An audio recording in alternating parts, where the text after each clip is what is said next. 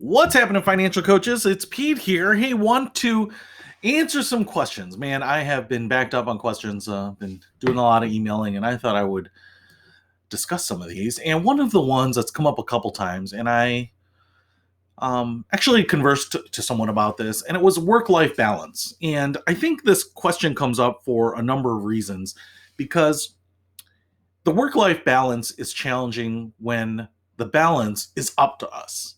For example, when you have a job, a 9 to 5, you go to that job, you commit to your work, and then when the bell, if any of you remember that some workplaces used to have like whistles, when the bell would ring, you were done and you would go home and you would switch modes, right? And the issue on most entrepreneurial activities or home-based jobs is that you are often in your home, and so you start kind of muddying the waters about work and life and those types of things.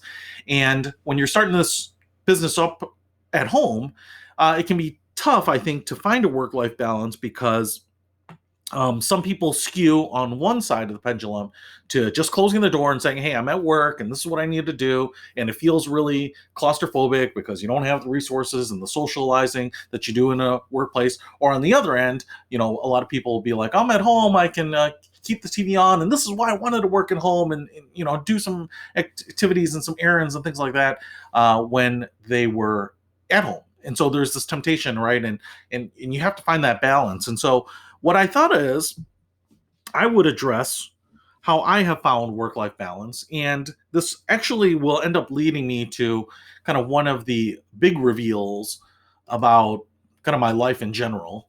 And I think probably the last tip here, I don't know, number 4, is kind of the most important. And that's really what has allowed me to have not only work-life balance, but just balance across the board. And so I'm probably not going to go into a lot of detail on it in this video. But first of all, one of the things that's really nice about financial services, financial counseling, coaching, is that there usually are not emergencies. Now, there can be with some, exceptions, but generally what ends up happening is if someone has a financial emergency, like they need money right now to put food on the table, they are not going to call their financial coach typically to do that. They are going to go to their payday lender or a friend or a family member or to their bank or whatever it might be, to a branch to try to advance a credit card. There's probably a bunch of different things that they will do, because we really can't help execute on emergencies. And especially in the coaching world where, whatever they're going to do is on them, it's actually even harder. All we can kind of do is give them some guidance. So sometimes you'll get some things like, hey, I've got to travel next week and I'm not sure if I should tap my emergency fund. There's some of these things that are more urgent. I've got to pay a bill or whatever it might be, but there usually are not emergencies. And I say emergencies like 24-hour towing. When someone calls you at 3 a.m. and they're like, I'm broken down the side of the road, you got to get in your tow truck and go pick them up. That's not really what happens in the financial services world or in financial coaching counseling.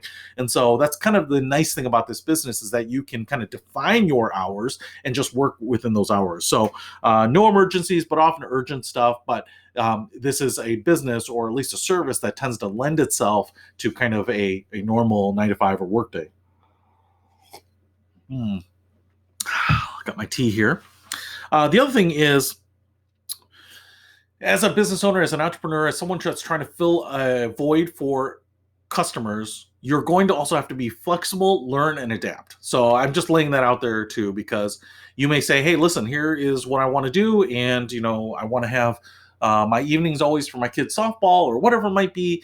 And, that may be something that you can work in. It may not be practical. You may find that the people you're working with are only available at kind of times that you would prefer not to be. This is the drawback of being an entrepreneur, is that when you work for a big company with a lot of resources, they can kind of fill those gaps with other people. But when you are the sole proprietor, you might not have that choice. So I'm just saying that despite the fact that everything I'm going to say here is maybe ideal or idealistic about how you can balance things, sometimes there are going to be compromises. That is just the nature of running your own operation. So, all right. Strategy number 1 for work-life balance for me is have a model week. And this is where I would say, don't marry the model week, test the model week, adapt the model week. And what I mean by this is look at your calendar and schedule out when you're going to work, and block out the times that you're going to do certain things, whether it's coaching calls or solicitations or networking or sales or podcasting, whatever you're going to do as part of your business. schedule those out, so block off your times. You're going to start at 8 a.m. And if you put that on your calendar, then start at 8 a.m. If you're going to start at 9 a.m., fine. If you're going to work from 10 a.m. to 4 p.m. and then do 8 p.m. to 10 p.m. thing, it doesn't really matter to me, but block out that model week. Now, also be aware here that what you'll have to do is adapt, right? You may say, hey, I'm going to do all my coaching on Tuesdays or Wednesdays or something like that, but it just may not work out. For example, when I started, I wasn't sure when people were going to be available for coaching. So I left my scheduler open for, Thursday nights, Friday nights, Saturday mornings, really early Monday mornings, really early Friday morning. I tested all sorts of things. And what I found out is that there was just a natural tendency for people to schedule at certain days, in terms of my clients. And those tended to be Tuesday through Thursday, which is great. And it made a lot of sense to me because, my clients, I was trying to work with people that were focused on financial independence and they wanted to have their own work-life balance. They wanted to check out Friday after work and have a vacation. They wanted to start work on Monday morning, at the latest possible hour. They didn't want to start at 6 a.m. to have a financial coaching call, then to go to work, so it worked out really well for me. And I learned all that despite having options available for people as I was going to learn that. So don't marry it, But the other thing I would say is it's not just the model week, but your model year. Block out the times that you need to block out, and here's where it's going to be another kind of off-topic thing. But when you block stuff out, commit to it, because the client doesn't know why you've blocked it out. If you say, hey, every 2 weeks I want Friday off, or every summer I want the 4th of July week and the following week off, it's just whatever it is, or Christmas, or whatever you want to do, or spring break, your kid's spring break. And maybe you're taking a Friday off for mental health and someone's like, hey, I want that Friday. The tendency is to say, well, I just blocked it off and I'm not going to take that appointment. And I'm not saying you have to stick to this religiously, but if you had a doctor's appointment or something like that, or you were going to be on an airplane, stuck on a flight, commuting or something like that, you wouldn't be able to take that appointment. But most of us try to look at the reason on our calendar, which is invisible to the client, and then make some concession there. So block off your time for your own kind of recharge state, your own mental health, so that you can pace yourself, so that you can run the marathon, because that's what this is. It's hopefully going to be indefinite, open-ended. So, you got to give yourself that time. So block that into your model week, which is actually more like a model month or a model year, depending on how far out you're blocking. The other thing I would say is, and the mistake here, and my tip is that most people will block out 40 hours of some sort, and they'll block out an hour for meditation, an hour for research and stuff like this, and you tend to do 15 minutes of reading and then a little bit of relaxing. And my guess is that you probably need to block out 50 hours. There's two reasons for this. One, we tend to be a little slow-paced when we have no one but ourselves to be accountable to. And secondly, you're an entrepreneur now. The 40-hour work week is kind of an institutionalized corporate thing, and companies want to say, hey, we want you to have a work-life balance.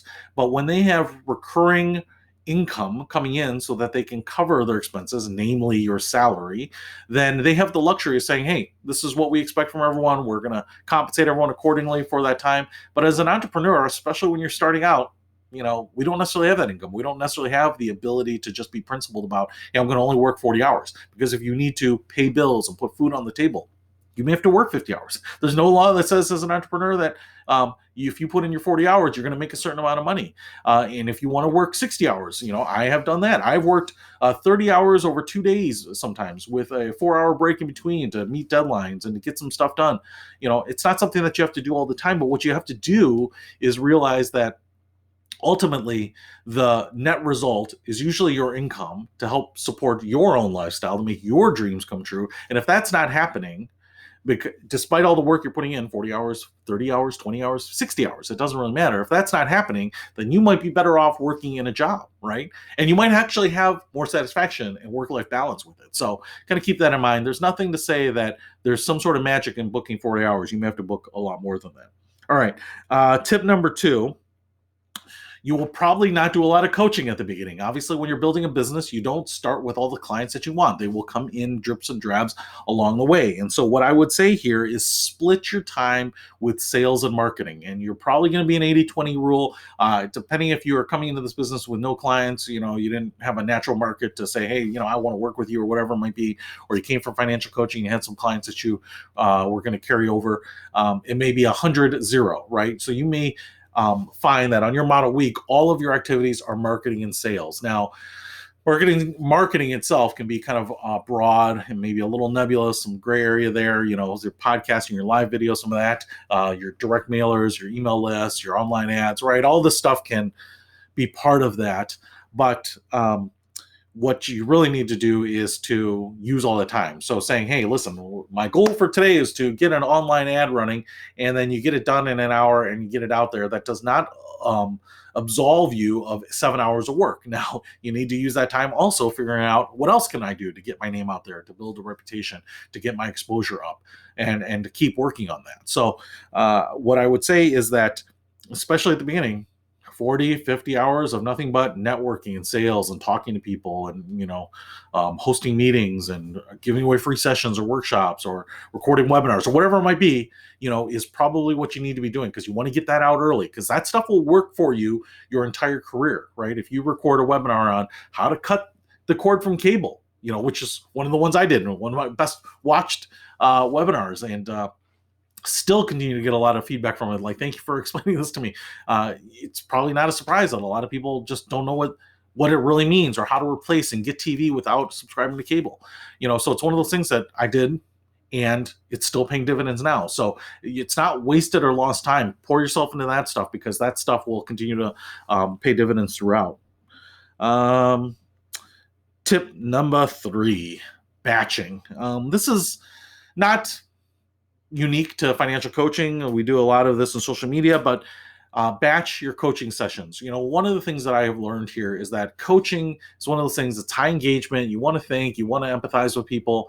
And when you get into that rhythm, it's easy to kind of be in that zone and do a good job in coaching and do a good job on a subsequent coaching call and a subsequent coaching call. So what I like to do is I would, if people were asking for a coaching session or I wanted to cluster them together, I would adjust my calendar, whatever it might be, so that, yes, I would go into a coaching call and then I would hang up and go into another one. Because if I could do 2, 3, 4, 8 in a row, I was just in that zone. I wasn't switching gears to responding to email, now getting my head back in the game for coaching, and then switching gears and trying to record a webinar, right? So batch your work here. So if you can do all your coaching on Tuesday, all your webinar recordings on Wednesday, all your reading on Thursday, it just kind of puts you into state so that you're not constantly switching gears. It's really easy to get a car up to top speed, get it into the gear you want, and just floor it. And if you have enough open road, it'll just keep cruising at that speed. What's harder is to drive a car in a race, switching gears, downshifting, upshifting. And it's the same way, I think, in our minds, that if we're constantly switching stuff, we're never optimized for the task that we're doing right at that moment. We're always compromised a little bit because we know we're going to have to switch gears. And so we're always on our toes. And so try to batch like work together as much as possible. All right. Tip number 4, and this is the one I was alluding to at the very beginning. It's the one that has changed my life. There are probably 3 concepts that I've come across in my life that have literally been life changers for me. And one of them is the Getting Things Done system by David Allen. And I'd used all sorts of productivity systems in the past, from high school through college. I really wanted to use systems to stay productive, and then the early Palm Pilots and Apple Newton and, all sorts of stuff. I mean, I tried to use software, the whole nine. And the Getting Things Done is not a system per se, but it's a philosophy, and you can use a system to kind of execute that philosophy. But what I would say here is that a productivity system is simply a process that you're going to use so that you can make sure that you're not losing anything, that you're capturing all your ideas, that you're putting them in a place where you can systematically go through them so that you can be productive moment after moment, okay? And the reason I bring this up is not because GTD has to be the system for you, right? I mean, Franklin Covey has some systems, and, Day Runner and Day Planner, there's all sorts, right? But what I'm saying here is that if you're not using a system, if you are kind of haphazardly going through your day, ad hoc, maybe you have some ideas. I want to do marketing today. but you don't have it kind of scheduled out, or you don't have a shopping list, right? It's going to be, you are going to work on something, and then you're going to have this gap where now you're trying to go through your mind and say, what should I work on next? And it's not necessarily going to be optimized, right? You're not necessarily working on the next thing that makes the most sense. You're not going to work on the thing that makes the most value. You're not going to work on the thing that is easiest for your mind to adjust into, right? And so it's probably the equivalent of going to the grocery store without a shopping list. If you go to the grocery store without a shopping list and you're like, hey, I want to make meals for this week, it's just not going to be optimized. You can do it, right? But you're probably going to have wasted food. You're probably going to spend more than you want. You're probably going to miss some things that you needed. But if you go with a list, right? If you sit down and say, hey, Monday, this is what I want for breakfast, lunch, dinner. This is what I need for all of these. And then you say, hey, that extra bread I can use in the next day's meal and blah, blah, blah. You can get really finite with this, man. It can be really great. The difference between having a list and not having a list when you're going grocery shopping can be huge. And the same thing goes for productivity systems. So to me, it's not just about financial coaching, it's about running my life. So I use my productivity system for groceries and maintaining my cars and doing housework and all this stuff. And I stay on top of it because I offload all of this stuff out of my head to my productivity system, right? So I don't know, when I have to take the water bottles out, or when I have to change the house furnace filters, or whatever it is, right? I let my system handle that so that I can be in the moment, 100% in the moment. They talk about people being more mindful, and hey, don't let these things distract you. It's really hard when you don't have those in a system and you're saying, well, I got to keep this in my mind that I've got to roll out from work today and stop by and pick up dinner on my way home, and to be in this meeting, right? And it's really hard to be fully in a coaching call when you're thinking about, all right, am I going to make my next call? Am I thinking about other things? And so having a productivity system, and I really like GTD, and we can talk about this more in another video, but by offloading all of that, whatever I'm working on at that moment, I can be fully immersed in, give my all to, and be completely dedicated to, okay? And then I know that as soon as I'm done with that, as soon as the clock rolls to 1 o'clock and I'm supposed to be on my next thing, I know exactly what I'm going to be on. I know exactly what I'm going to do, the resources that I need, and then I have that shortcut, and that it's all ready and queued up for me.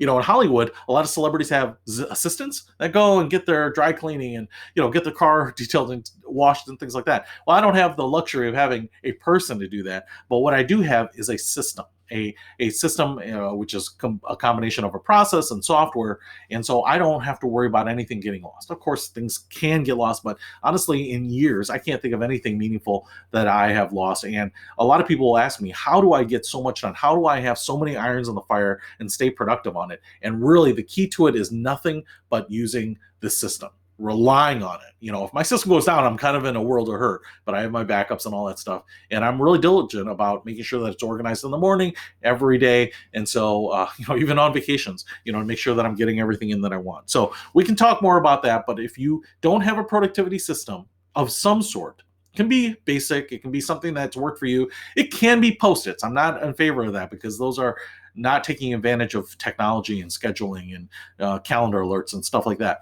But it can be. And if you have a system that works for you, that is going to be the key to being able to pour yourself into work, give it your best shot, and yet not get burned out, not be stressed about, am I missing things? Did I get something done right? Was there something else I was supposed to be a part of? Those types of things. Lastly, my fifth tip here is set up some reward system. Now, this can vary for people because, especially when you are beginning, it can't necessarily be like a big or a financial reward, because a lot of times you have more expenses than money coming in. And so it just does not make sense to, purchase something to reward yourself. But what I would say is that, it can be something that you have. For me, I remember when I was taking my Series 7, my stockbroker test, and I was younger and I didn't have money, and I was trying to study part-time after work. But what I did do in that case was, when I would complete a chapter and pass the practice test for a chapter on the Series 7 test, what I would do is I'd give myself an hour of computer game time. And, I knew that I was looking forward to the computer game. And so it kind of kept me going. I was like, all right, let's get this chapter done. Let's get that test taken. Let's get that 80% or 90% or whatever you needed to pass. And as soon as I did that, as soon as I checked those answers, I was like, boom, 91%. Awesome. I was on that computer game for the next hour. And I knew that it was only going to last an hour and I had to get back onto the next chapter. So that's just an example of what worked for me, but yours could be anything. It could be a walk, whatever you want to do. Spend some time with your dog, and maybe you're just like, hey, I don't open my door for my dog until I get this done. So It's just one of the ways to kind of keep yourself committed, to get some stuff done, to make it pretty measurable, but also to find those moments of enjoyment, to give yourself a little bit of anticipation for something that you really want. So that's what I want. Now I'm going to throw in a bonus tip here, and this goes along with my channel here. I'm practical. I'm a realist. I know that starting a business is hard. Starting a financial coaching business, while it sounds like it's all wine and roses, can be very difficult. And many people come to me later and they say, "Hey, I wish I'd done this. I wish I had done that," because it would have made so much sense. One of the problems of work-life balance and working from home is that uh, it starts out very dedicated. You come into your home office, you have your plants, you have your coffee, you have your drink, some snacks, you're watching your webinars, you're doing your reading, you're doing some work, blah, blah, blah, blah, blah. And then what ends up happening over time is that there's this little bit of drift, right? All right, you know what? I should get that laundry going. I'm going to just throw that in. So you throw in that laundry. And then the next day you're like, I'm going to do that laundry. And then also, I'm just going to watch a little TV while I'm making lunch. And suddenly, instead of doing an 8-hour workday at home, you're doing a 4-hour home day with about 4 hours of work. And it starts to drift to where I have seen it with people where they say they work from home, but they are just at home doing things. And if work comes up, if they hear the bell on their phone for a new email or a text message, then they go answer it. And the fallacy here is that they think because I was available for 8 hours and that I responded to things instantly, I was doing 8 hours of work, right? And that's not true. In some of those cases, you were probably doing 30 minutes of work or maybe an hour's worth of work, maybe not even that during the day. And yet we have somehow drifted far enough that in our mind, we're saying, man, another long day running my own business at home. And yet we were doing everything else, picking up kids from the school, just doing a quick run to the grocery store, gassing up the cars, getting them washed, vacuum the carpets or whatever. And I just see this all the time where people, come to me and they ask about, I'm just not making the money that I want. And I've had this conversation a lot. And when I see their work calendar, their model week, yeah, it looks like there's a lot of time blocked out, but it's really just time that they are on standby. And that's not it. We're not firemen. We need to be proactive, especially when building a business. So what we need to do here is to make sure that if you're going to work, that you're working. Part of this can be, maybe you need a virtual office. Maybe you need to go out to one of the co-working spaces or something like that so that you can't be tempted to walk the dogs or turn on the TV or make another pot of coffee or whatever it might be. But this is the big risk. The big risk to all of this work-life balance is the drift, and I've seen it over and over again. And I suffer from it too. It's very easy to just say, "Hey, I was available, so that was considered work." But hopefully that helps. Those are my long-winded tips on how to find work-life balance while doing financial coaching. See you later.